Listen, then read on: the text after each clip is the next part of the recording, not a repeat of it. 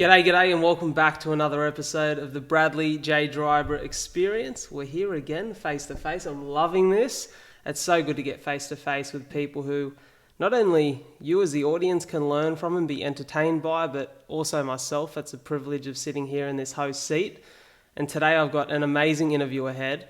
I'm here with someone who is far wiser than me in the world of business and coaching.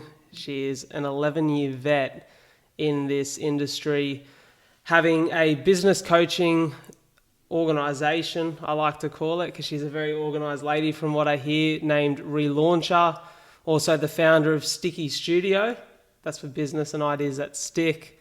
Ladies and gentlemen, from your home, your car, or wherever you are, give a very warm welcome to the lovely Alison Morgan. How are you, Alison? I'm well, thanks, Bradley. This is going to be a fabulous conversation today. I'm really excited for this because I feel, we were just talking about it before, we're in a different world now because of COVID. We're in a world where, we're in a world where people have potentially lost their jobs or found opportunity to make career change because of COVID and the pandemic that's hit. And with that comes a lot of new business owners, a lot of entrepreneurs, and there's a lot of people who are now navigating the early stages of their career or their next move, that what they do in the space of this next year or these next few years fundamentally could make or break them. And I really want to dive into that. I know, sort of honing in on the audience demographic that listens to this, and we appreciate every one of you. And we want to make sure that you leave this conversation feeling charged, but also feeling educated on what your next move is and how you go about it. So let's explain first, though. I think it's nice to throw your credentials out there so everyone gets an idea of who you are and what you've done. Talk to us a little bit about your journey in the business world. Sure. So as you mentioned, I've got two businesses. I firstly launched Relauncher around about 11 years ago. The landscape was completely different. There was no Facebook, there was no Instagram. And I basically, came to sliding doors in my life where my kids were at an age where I was like, right, I can go back to work.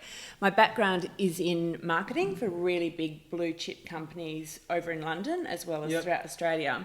But I knew I didn't want to go back into the corporate space because I wanted this flexible life.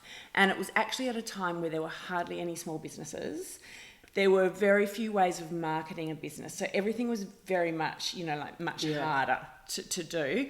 Anyhow, I went down the path of starting my own business. So it was very different to what you see today. And it was an online store.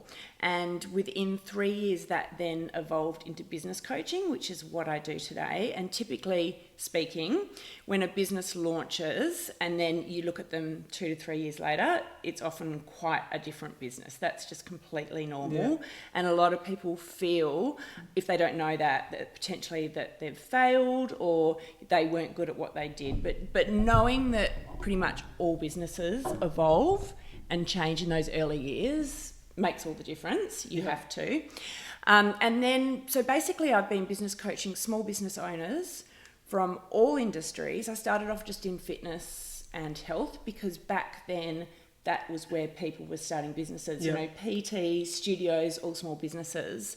And then it caught on into other industries. So I really became an expert in the health, wellness and fitness niche. And then I would say around about 4 years later, I branched out into beauty and lifestyle. And now I coach a huge raft of businesses ranging to lawyers, accountants, it's huge. It's really, really huge. I even have a client who's a barrister, and he's been a barrister for many, many years over in the UK, and then he's just got to a stage in his career where he's like, I actually want to become a mediator and set up my own entity. So my clients range from 14 years old, that's my youngest. So he's been homeschooled and has got an amazing business that he does in his spare time, right through to people in their 60s and 70s. And what you find these days is that people that have had a business going for 5+ years generally have multiple businesses. That's the trend. Yep. So I've got that. And then about 2-3 years ago, I launched Sticky Studio, which is branding, packaging, websites, online portals, all that kind of stuff. And interestingly, that business, before it became Sticky Studio, I actually had running under the Relauncher brand for a few years, just to make sure that it would work. And then I was like, right, I can pull this out and have a business from day one, which is what I've done. So I have a team of people working for me with Sticky Studio, but everyone's remote. So I've got my office at home, and I have done since day one, and the whole team is dispersed everywhere, and they all work from home as well. And we're in a beautiful home here, so it is a beautiful office space. I can imagine it feels very productive, and what a resume. What an amazing bunch of things you've done. And I want to come back to that 14-year-old and that idea around how young people really can be successful in business now in the current world, in the tech world. But I want to sort of backtrack a little bit. You said your business started as an online store. What were you selling? What was the product? Oh my gosh. It was actually service vouchers. So think of like Groupon. Okay. So the idea is that you would come to Relauncher to be relaunched. So you would buy a voucher to, It makes sense, right? Hair, exercise, clothing. Because I was at that stage of my life where I'd had children, I'd lost myself, and I'm like, I need a relaunch. I need to pull myself together. It was like a holistic overall type of thing. So I basically had to go out and get all the different service providers on. And look, it was a really hard business to market because it was at the infancy of e-commerce, and people weren't even that used to buying online yet. Like online stores like Style Runner hadn't even started. So the thought of even buying activewear online, it hadn't even happened. So I was a little bit ahead of my time, and I really plugged away at it for around about 2.5 years, and then it naturally evolved into what it is today. I started running events.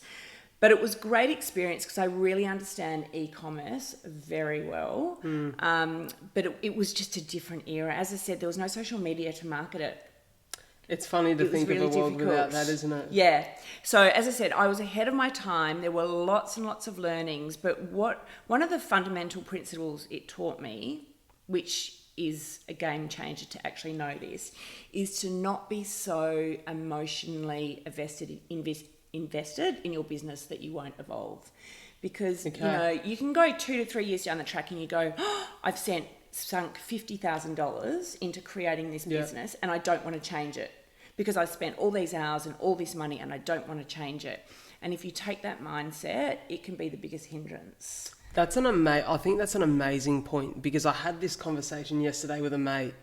I said, I'm starting to understand that my passion is storytelling and sharing story of others. It's not exactly the setup or the vehicle of the podcast. So it could be whatever, but I think that's a really good point. Don't get emotionally attached to the one vehicle or that one product. Because in a world like we're in today, you kind of need to evolve and adapt. You have at to. the click of a finger. Yeah, and the other thing just to know, like when you first start out, whether you've created a business plan or not, you have a plan in your mind of what your product or service is going to be, the price point, your target audience. But until you get traction, you can't really fine tune it. So you might find that you get interest in a particular area of the business that was never going to be a focal point. Yeah. And then you've got to make the decision. So do I evolve the business so that it's answering these questions and curious minds? Or do I need to look for a different target audience? And generally the answer is, if I've got traction with these people, what can I evolve the business so that, I give them what they want? And that's why people always say, listen to your audience and give them what they want. Definitely, I think that's really important, right?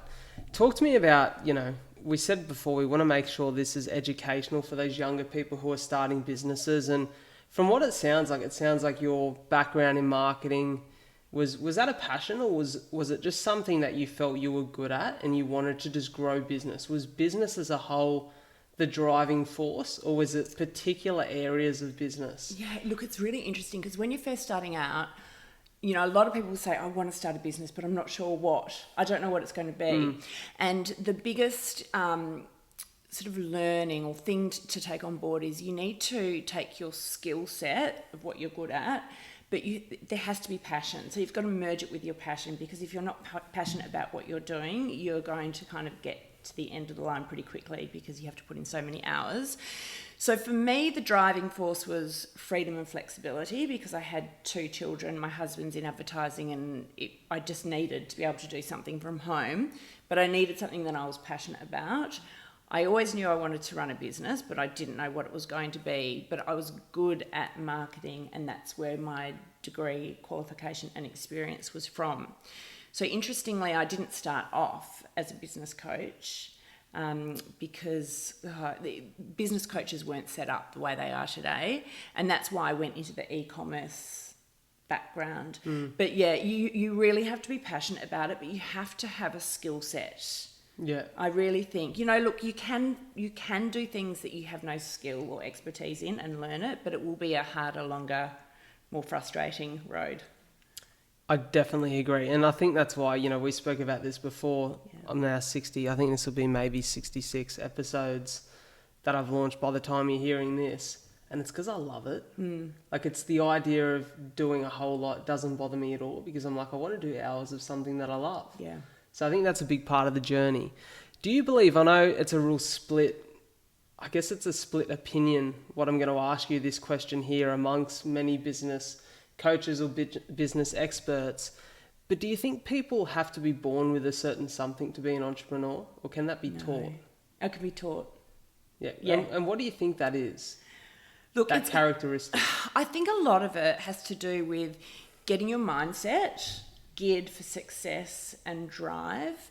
And a lot of it, this is something I've been speaking about recently, is a lot of success actually comes from getting out of your comfort zone. And it's something that you become more and more used to as you do it more. So, it's just setting yourself up for success, surrounding yourself with the right people. That's easier than ever now with social media and, technology and Zoom. And really just, I think, become very laser focused on what your goals are, because without those goals, you can actually just spend a lot of time wafting around. And we've all got very noisy brains, all of us, especially entrepreneurs. And one of the key things that I hear from entrepreneurs is that they've got so many ideas that it almost paralyzes them. And they'll do bit here, bit there, and then all of a sudden they're like so busy, but they're not actually driving forward. So you really need to have a clear goal. And when you're first starting out, that goal might not be clear, but you have to just work towards it becoming clear. So clarify what you want early and set a plan to move towards it. And what do you think are some of those little speed bumps along the way that will definitely be encountered, but need to be expected and almost planned for? Yeah. Most people, when they're first starting, they'll look at competitors, which you have to do. You have to understand what's going on out there. But the minute you understand what your competitors are doing and price points, disconnect. Because otherwise you're constantly comparing yourself to someone that's already established and no one started where you're looking. So do your research and then disconnect and then start finding your own feet. Do have a business plan, but have a loose business plan. And again, this is a conversation I was having last week, is don't be trapped by the business plan. So create, and it can be bullet points under the different headings, but then start taking action to move ahead. Yeah. So action is the biggest winner of all. It is in every area of life, isn't it? Yeah. I spoke about that a lot at the beginning of this year. I felt, last year was the best year of my life. It was by far the best year of my life. But I felt a lot of people had a very negative experience last year. And I think that's because there was not a lot of action taken. I think COVID was almost an excuse for people not to move towards what they wanted, not to execute on ideas they'd had, or maybe just to put a year aside on the shelf and say, we'll start again in 2021. But we're here and COVID still is too. Yeah. So, I think that action it's like anything in life, whether it's fitness, whether it's business, whether it's relationships, you need to take action to make things happen. That's right. What do you think some of those, what are the necessary, actions that need to be taken early on to set up the fundamental foundations of a good business? Well, first of all, you need to recognise how much time you've got. Yeah. So clients that I work with that have also got a full-time job or other gigs going on, I always say to them, how much time have you got per week to dedicate to this? And then we create the action plan from that. Because the fact is, there is so much you can do. You could fill up all day, every day if you had that time, but most people don't. So you need to just work out, what's the time that I've got, and then start working out what are the actions I'm going to take. And the best way to really do it is just go, where do I want to be in 12 months' time? So you, rather than trying to like look where you want to be in 5 years' time, 12 months is the best, particularly in this environment. So once you understand what that long-term goal is, then you can say, what do I need to do in the next 1 to 3 months that will actually take me to that goal? So you think about your actions as stepping stones to get you to your goal. Because if you don't do that, you can have a goal and those posts might change depending on what the environment is. And then if the stepping stones are like not measured up to that goal, you can end up wasting time. Yeah. What are your thoughts on, obviously within the current landscape, everything, like we spoke about you being early stages of e-commerce, and wow, what a time it would have been to be in that business then and to understand it early. But e-commerce is everywhere now. It's so heavily utilized. Do you think, you know, if you look at that as a potential industry or avenue for people to dive into with business? E-commerce? Yeah, but as well as the, you know, the vast array, you know, it's like business is like a large menu. There's so many items to choose from. Where do you think the real areas of opportunity are now where people can combine those passions and talents and dive into those areas? All right. So you've got product businesses and service businesses. Yep. Service businesses are much harder to start up because they're not tangible. Like I've got nothing to give you to trial, okay? However, service-based businesses are fabulous because the overheads are very, very small and they're versatile and you're not stuck anywhere. Yeah. So if someone said to me, what style of business? I'm like service. I own 2 service businesses, but they take, as I said, you have to stick at it to really get it to take off. It's becoming easier in today's world to market it now that we've got IGTVs and lives and all those kind of things. Products are great. They'll take off, generally speaking, those businesses will take off quicker because you can get the product into people's hands. Yep. You can get that shareable content and also, you know, trust and credibility and testimonials. Where a lot of people go wrong with product-based businesses is they release too many products at once. So the best approach to take is if you're releasing a product, release between 1 and 3 products in one range. Okay, because what happens is when you release a new business, there's no trust and there's no credibility. And naturally the business owner's focus is that they just want to make sales. Yeah. Okay, it's the wrong way to think. You need to think, I need to spend this initial time building trust and credibility. Yep. And then it becomes so much easier to make a sale because the decision-making gap in the purchaser's mind is much smaller. Yep. So basically, that's why I'm saying, like, don't launch with a product range of too much because it's too much for them to take on board mentally. So, and also it's really nice to be releasing things in phases because then you've got something new and exciting to talk about as well. Definitely. And that seems to be a trend I've noticed. I follow a lot of people who have clothing businesses or in the fashion industry. That seems to be a trend that is becoming more popular. I've also noticed a lot of businesses who are very early in their maturity seem to do the pre-release. Yes. So a little pre-release or pre-orders, that sort of style. Is that a positive way for a business to begin without outlaying? Yeah. Yeah, pre-sell. Yeah. Because I feel that for most people, you know, finances can be a real stress if you're in a bad situation. Yeah. Do you feel that that's what crumbles most businesses early? Cash flow's always difficult for small businesses. That's just completely normal. And that's why service-based businesses are great, is because there's very, very little overheads. So just keeping that in mind. And I think the way that I approach business myself, but with all my clients, is just to make it really simple. I see that people overcomplicate things and have way too much going on. And they naturally think that they have to have lots going on to make the business work. Whereas in actual fact, if you strip it right back, less is always more. And so like a bit of a way of approaching business, I say, is to break your year down into quarters. And then each quarter you have between 1 and 3 marketing strategies. Okay.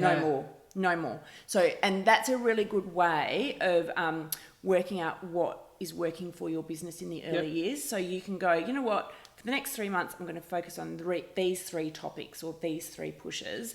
And then if one's doing really well, carry it over to the next quarter, ditch the other 2 that aren't going well, and then decide, do I actually need those 2 or should I trial something else? Okay. So, as a business owner, if you keep talking about the same thing, you as a person start to come bored and over it, but no one sees everything that you put out there, and people need to see things several times before they take action. So that approach is really good in the early years. Do you feel that there's, are there things that people do wrong in those early stages of those businesses like fashion where maybe there's no passion there, they're diving into something? Do you think there can be too many businesses, basically, is my question, that are doing the same thing without real passion behind them? Well, it's interesting because I only work with passionate people. That's why they come. Yeah. That's why they come to me. So first of all, I think if you're not passionate, move on, because you're going to get sick of it at some point. I think that there is space for everyone because, you just think about like how many yoga studios are out there, like everything's pretty much out there.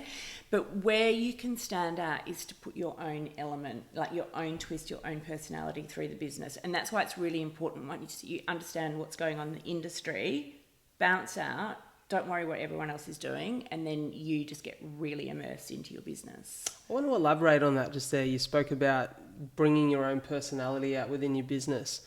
How important is it as a business owner or as a professional in any aspect or avenue of life to really be working on yourself and putting in the hours on your own mind, your own physical body? How much does that help you over the years? Oh, yeah. Look, I'm a different person than if I hadn't have launched my own business.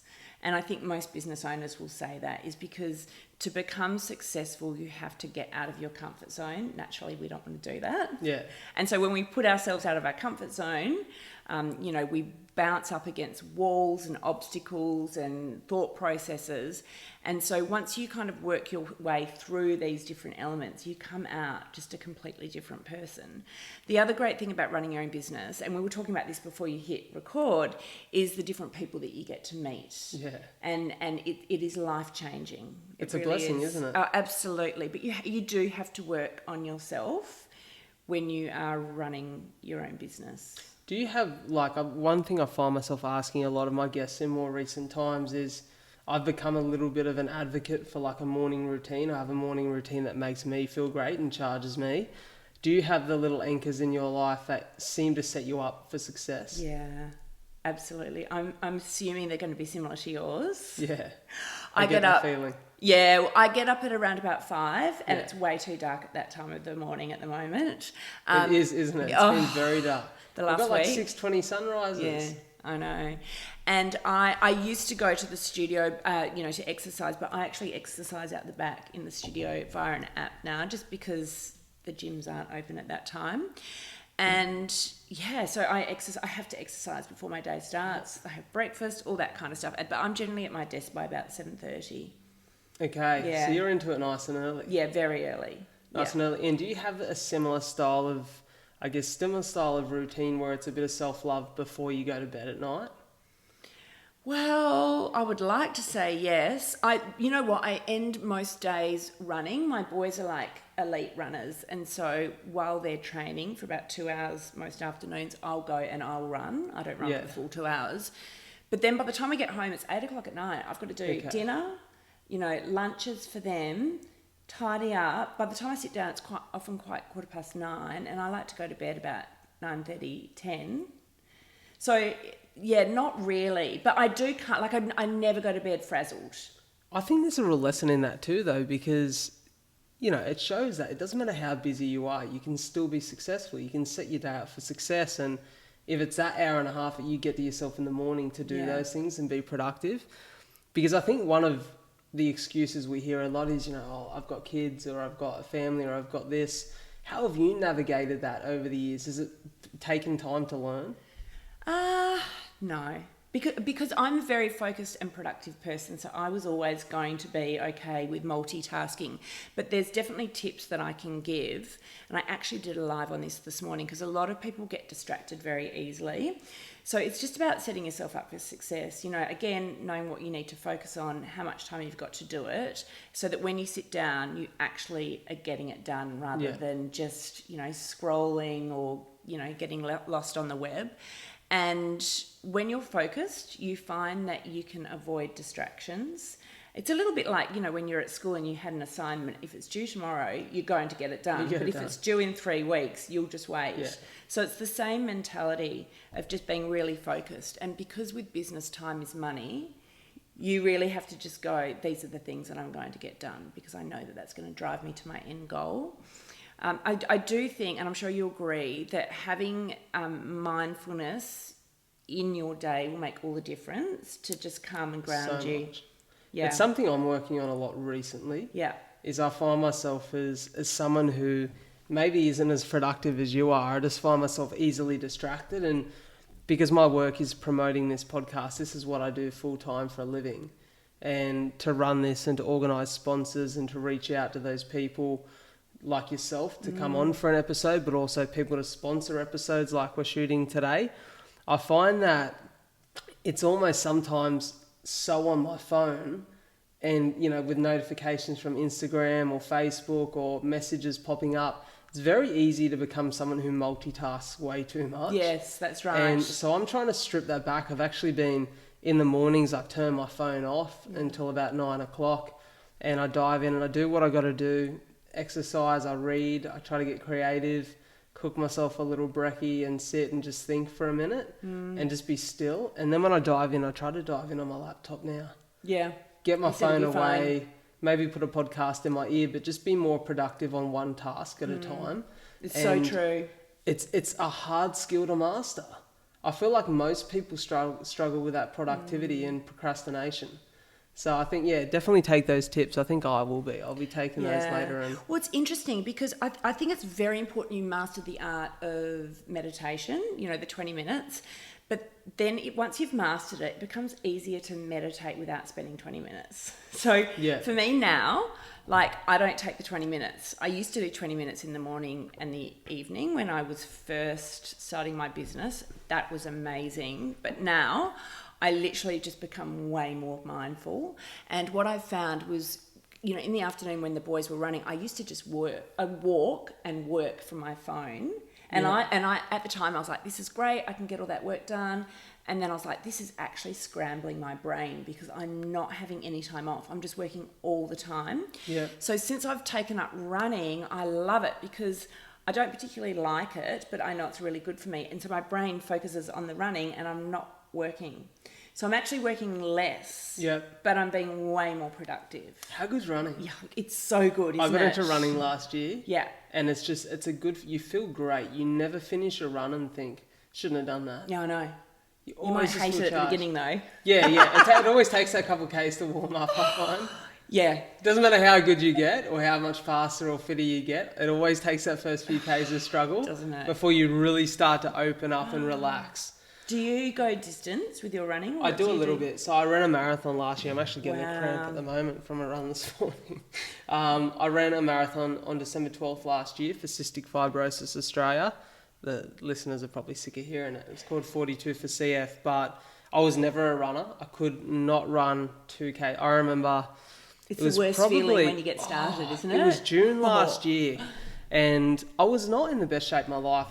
I'd been a little bit lazy. You know, real estate body had sort of hit me, and I'd just gotten out of the industry, and I thought I want to get my fitness and my health back on track, and that's really important for my cystic fibrosis. And I started doing like just a lot of walking and swimming and a little bit of weights, and a couple of mates invited me to a run club, Active Boys Run Club, who I run with every week now, a couple of times a week, and they said, come along to this. It's 5Ks on a Sunday. We all have an ice long black and a swim after. It's a great atmosphere. And I thought, that sounds like a lot of fun.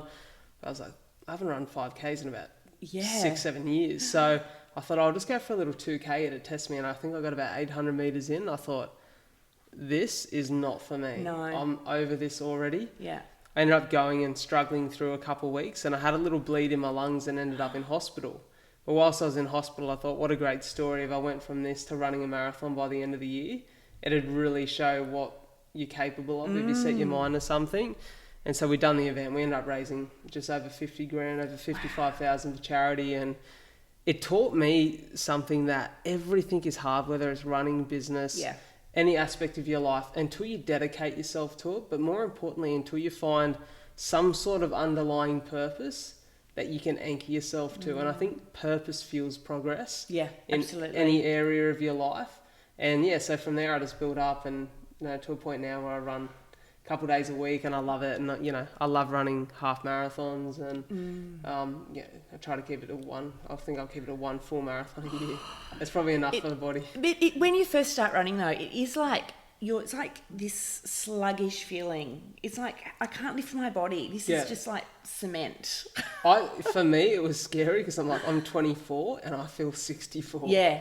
Yeah, I know what you mean. Yeah. And now it's a freeing feeling, so I love it.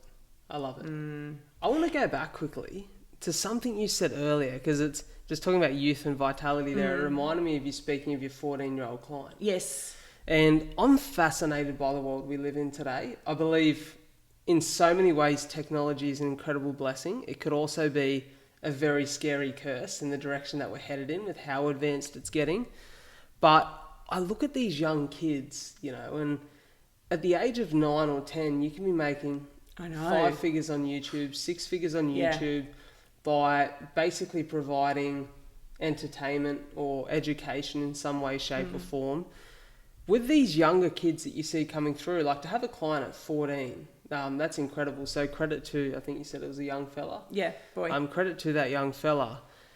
But how do you see the landscape changing now with technology? Do you think business has become, whilst it was always wide and broad, do you think it's become just even broader? Oh, absolutely.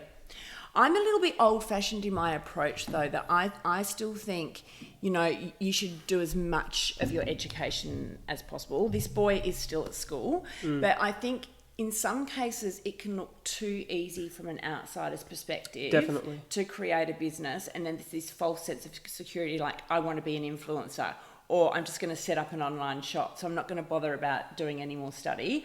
I think it's so important to go as far as you can in your education, but I also think it's really important, again, this is old-fashioned, is to actually go and work for someone else, because what you learn from being in the workplace will really, really help you in your own business. I tend to agree with that. I think reflecting on my past careers, and I was a real estate agent, before that a personal trainer, and working for people and working with just clients who are in a completely different space of life to where I am now. You learn so much about yourself, but you also learn little skills along the way that actually aid you in whatever you do next, that are then a part of that arsenal that you have to dive into that business or that next venture. Yeah. Do you feel that with that, you just said there about education being important, working and being in the workforce being an essential part of business development too?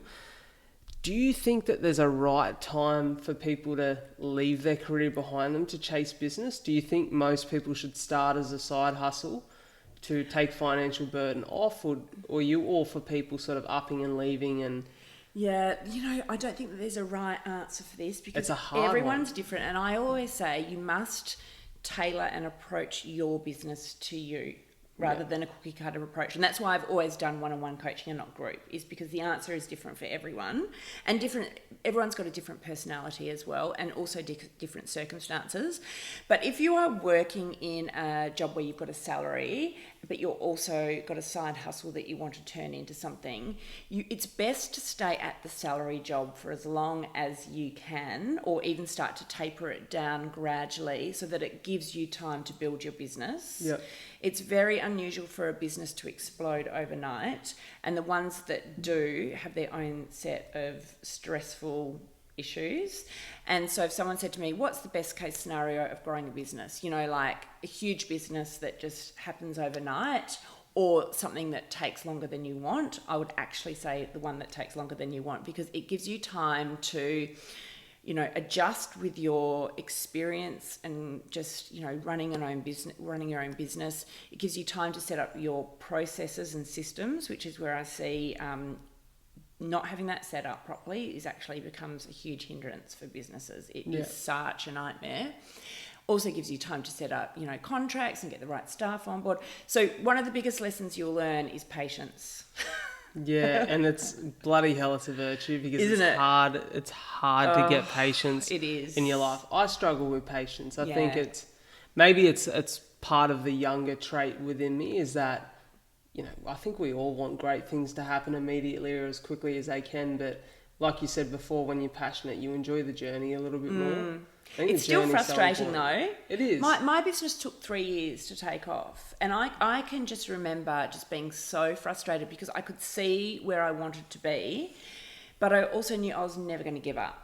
So it was like, you know what, however long this takes me, I'm going to get there. And really, most businesses, when you hit that 3-year mark, it's like the train gets put on the track and then it just takes off. So, the business will be moving forward prior to 3 years, but the whole time it's a slog. It's an absolute slog. You're quite often veering, changing things at the business and getting quite frustrated. But by the time you hit 3 years, you're like, oh, this just is so much easier. It's flowing. It's going in the right direction. I have a great question from that. In that 3 years for you personally, how much head noise, but also outside noise was there that was saying, do you need to reconsider this? Was there any of that, or? Oh, there was a little bit, but that's when I really did a lot of personal development, was during that time. And I think that really helped me. So I really did like a lot of inward work. I did meditation. I spent a lot of time observing what other people were doing and how they ran businesses. Yep. So whereas I would never have time to do that level now. So it was actually really good. Because I feel like that's something a lot of people would be getting in the early stages of the business. Maybe it's mum or dad, or maybe it's your peers or the people around you or the people from your old workplace who go, maybe you should give this up and just go back to doing what you were good at or what you used to do. Do you think I would say it's a period that crumbles most. Do you think that's something that people need to just be prepared for? Yeah, it's interesting because I think, in all honesty, I don't think you need to share a lot of your business journey with people. Okay. So in those first years, Yep. If you start talking about all this uncertainty and when you're having trouble, everyone wants to give you their advice. But in all honesty, they've got no idea unless you're speaking to a qualified business coach. And because some of my clients will say to me, oh, my friend told me to do this, or my friend's got a business and told me to do this. And I'm just like, oh my gosh, I'm so glad we're talking, because that's exactly what you shouldn't do. So I think, really I would just don't internalize everything, but just know that your gut instinct is the right instinct. And I think having a mentor is actually really, really helpful. Yeah. But just creating as much certainty in your own mind as possible is really good. And I would try to block out what other people are saying. On that, you said a mentor, and I can imagine you're a great mentor for many of your clients and many other people around you. What is the right time to engage a business coach in your journey? Is that very individual? Or Yeah, it's very individual. Some people can't be coached. So okay. I've had a very, very handful of clients, if that, over the years where I've kind of gone you can't be coached because they're so headstrong. They don't want to take on anything that you've said. So it's a waste of my time. It's a waste of their money. There are people that can't be coached, but you can be coached at any time. So some people will come to me and they'll go, I've literally got the seed of a business idea. Can you help me? So yes, right through to people that have been going, forever. Yeah. They're like, oh my God, I've got staff issues. I'm too deep in my business, or I'm just doing too much and I actually want to take more of a CEO role. It just depends. So you can come at any stage. But I think it's really important to find a coach that matches your style. So if things don't work out with a particular coach, it just could be that was the wrong coach for you. Makes a lot of sense. Yeah. Makes a lot of sense. It's the same with any sport. Yeah, you that's find right. a coach that works for you and works for your strengths and weaknesses. And one thing I want to sort of get your thoughts on to finish up, I think, I've had you for long enough and I know you're so busy, is I think we learn from our mistakes and our failures, and I think they're a defining part of everyone's journey, regardless of whether you're in business or not. Are there two sort of failures or mistakes, and, I say that loosely, I think, like I said, they're learnings. Are there two learnings along the way that you'd like to share with everyone listening or watching that could be really helpful to them in the early stages of their business growth? Sure. So this is a very expensive mistake I made. Put me back 11 years and I'd probably make the same mistake again. But I had the website built. It was very expensive back then to have a website built, and I had to go through this agency in Surrey Hills, and they said to me, look, you need SEO. I think everyone needs SEO anyway, as you know, even now. But they locked me into a contract for 12 months, which cost me $13,500. I actually could have lit a bonfire to that money because it did nothing. And basically they locked me into keywords that they did for SEO. Yeah. But because the business evolved, the keywords were no longer relevant by the time the job had finished. And also where they were threading the keywords was just so spammy. So it wasn't even my target audience. It was out of date. I was locked into a contract. It was just, Anyway, I learned so much from that. But what's actually great, though, is I've been able to help other people avoid the same scenario by telling this story so many times. And interestingly, as for Sticky Studio, we actually do SEO in the back end of people's websites. We don't charge anything near that. And it's just a one-off in the back end of the website. So I think just be very careful with experts telling you that you've got to sign contracts and be locked into things. Like everything's negotiable. And just that is just something to be very, very clear of. So that was one huge mistake I made. And just quickly, SEO, in case you didn't know, I think most people know in today's society, but it's search engine optimization. It's a big part of websites and online business. Yeah. Second learning that I had is that I stuck with Relauncher version 1 for too long. Okay. So I could have grown quicker. So what happened is because I'd sunk in $13,500 on SEO and then spent, I don't know, $6,000 or $7,000 on the website, another $4,000 on branding. You know, there was lots of costs involved. So while the business was not taking off, I felt I had to stay in version 1 because so much time and money had been sunk into it. The minute I rebranded, shifted focus of the business, it took off. So, you know, that goes back to, as I said before, is don't be so invested in your business that you don't make those changes. I love that. I think that is the biggest point of this because it's something I've been guilty of in my past, is being so emotionally attached to your ideas and what you think will work. It doesn't always work. You just got to listen to what works and see what the audience responds to, right? Yeah. I think a good way of approaching it is like say your business name or your brand name, and then you'll go, there's going to be V1, V2, V3, and it just continues. Yeah. And every time there's a version, it's an evolution. Yeah. So I would say that I'm up to like V6 of Relauncher. Whereas when I first launched the business, I thought it was V1 and V1 was the business. Yeah. So if you take that approach, you then become a little bit more detached and more willing to change. I love it. Thank you so much for being here today, Alison. You're an absolute gem. I want to make sure that everyone listening to this or watching this not only absorbs all of this today, but actually goes on to follow your journey, but also to continue to be educated by you, potentially be one of your great clients. Where do they find you? Relauncher.com.au and stickystudio.com.au. I'll make sure all those links and tags are in the description for today's episode.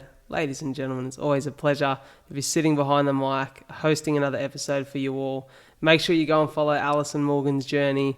It's been a pleasure to sit here with you. Thank you so much. Thanks, Bradley.